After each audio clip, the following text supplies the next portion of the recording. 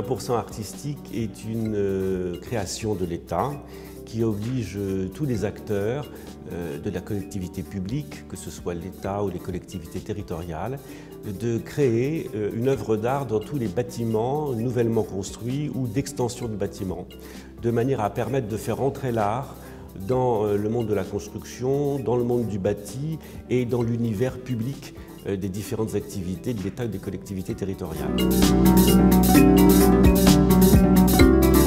Cette charte, un immeuble, une œuvre, est une charte particulière puisque elle ne s'applique pas au domaine public, mais au domaine privé.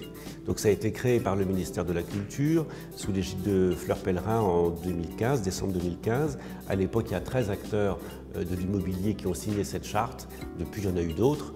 Et c'est une charte qui consiste en fait à obliger ceux qui l'ont souscrite de créer une œuvre d'art dans chaque immeuble qu'ils construisent. Donc c'est un petit peu la même idée de ce qui se passe dans le 1% public, mais là dans le 1% public c'est obligatoire, alors qu'ici c'est facultatif, on adhère ou pas à cette charte. Lorsque nous avons créé cette étude, on a voulu en faire un lieu unique.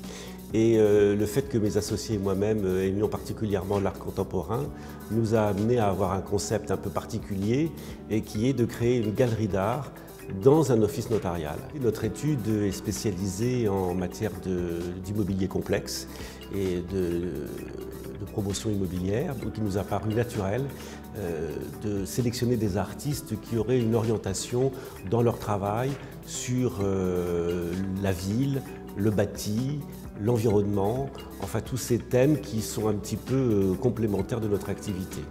Donc ici nous avons en ce moment une exposition de Miguel Chevalier qui est un artiste du numérique qui a beaucoup travaillé avec les architectes. Ensuite nous aurons Jacques Villéglet qui a travaillé, qui est un pionnier du street art et qui a beaucoup travaillé sur les affiches lacérées.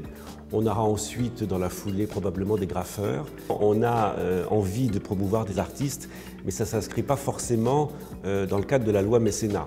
Cette loi mécénat permet aux entreprises d'acquérir des œuvres d'artistes vivants, il faut qu'ils soient vivants, avec un plafond qui est de 5% de leur chiffre d'affaires et le montant de l'œuvre se déduit du résultat imposable.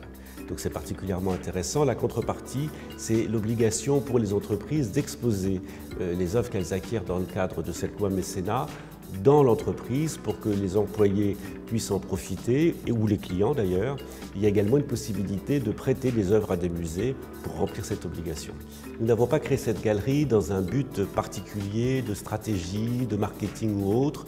Le seul but qui était poursuivi, c'était de promouvoir l'art contemporain et de permettre à nos collaborateurs et à nous-mêmes d'évoluer dans un milieu agréable, artistique et valorisant pour tout le monde.